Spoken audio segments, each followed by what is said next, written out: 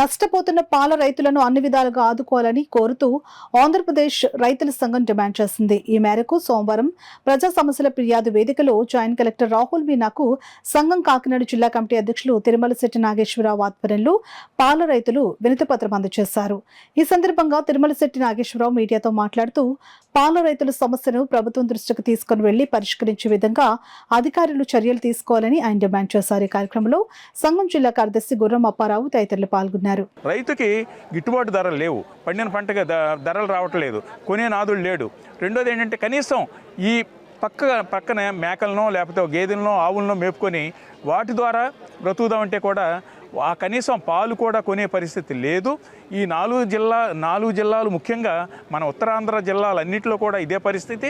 ఆ రాష్ట్ర వ్యాప్తంగా కూడా ఉన్నది ఏంటంటే అమూల్కిను హెరిటేజ్కే కొనండి, అమ్మండి పాలు. ఈ విశాఖ డైరీకి కానీ అటు కృష్ణా డైరీకి కానీ వీటికి అమ్మొద్దు అని అంటున్నారు. ఎందుకంటే ఈ కోఆపరేటివ్ సొసైటీ డైరీలు కాబట్టి. ఈ రకమైనటువంటి విధానాన్ని విడనాడాలి ప్రభుత్వం. రైతులకి లాభదాయకంగా ఉండే విధంగా ప్రయత్నించాలి. అట్లాగే కోఆపరేటివ్ డైరీలను కాపాడాలి. రైతులకి గిట్టుబాటు ధర ఇవ్వాలి. పాలకి మనం ఇవాళ కొనుక్కుంటే 62 రూపాయలు, 65 రూపాయలు, 70 రూపాయలు కొంటున్నాం. ఏంటి వెన్న తీసేసిన ప్యాకెడ్ పాలని, కల్తీ పాలని 70 రూపాయలు కొంటున్నాం.